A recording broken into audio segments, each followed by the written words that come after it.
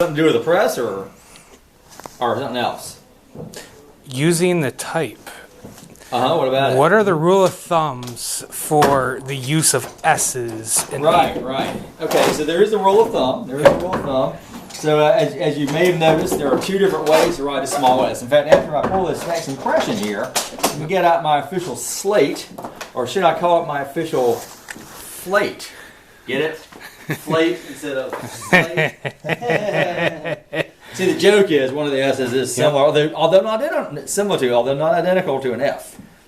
So anyway, so this is supposed to illustrate that. So what do we have here? And these are just drawn really big because it's easier to see when they're larger, right? All right, so obviously these are F's, those are S's.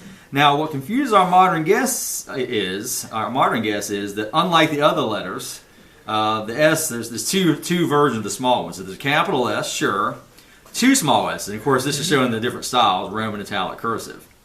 Note that even in the Roman style, the long S, as it's called, is not identical to, it's similar, but not identical to an F. Of course, the italic one, there's no crossbar on either side, clearly not an F. In the cursive one also, see how the bottom curve is in a different direction? So there is a difference, not an F, okay? So let's establish that, it is an S. So there's one capital S, two small S's, and I guess the first question that begs is why, right? Why have a second small s? Why do you need a second small s? And the answer to that question is you don't need it. That's why they get rid of it later. It serves no useful function whatsoever. It doesn't make a different sound. Phonetically, these are the same. This is called the long s, not because it has a longer sound. Phonetically, it's just physically longer. So long s, this is sometimes called the round s or the short s or the final s, depending on who you talk to. It has different names.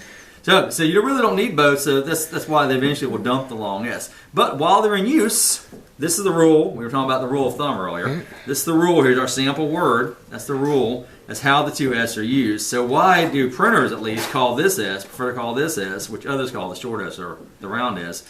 Why do we call that the final s? What does that tell us? So in the word sassafras, why do we call that one the final s? Not a trick question. End of the word? Yeah, last letter in the word. So not the last letter in the word, use this one. Yes, the last letter in the word, use that one. And again, that begs the question, why?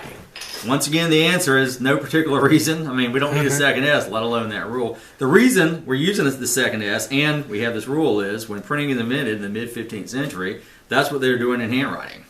So we're just going to copy that after we're just copying handwritten books. But that wasn't always true. Manuscripts earlier than that, say the 11th century, you would just see this S, including at the end. They wouldn't even use that one. It would just be the long S, even at the end of the word. So that's a later development, late medieval period.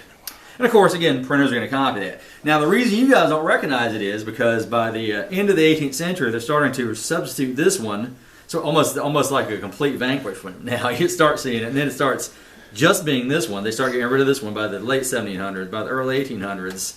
It's on its knees. By the 1820s, it's almost become a letter of the paft.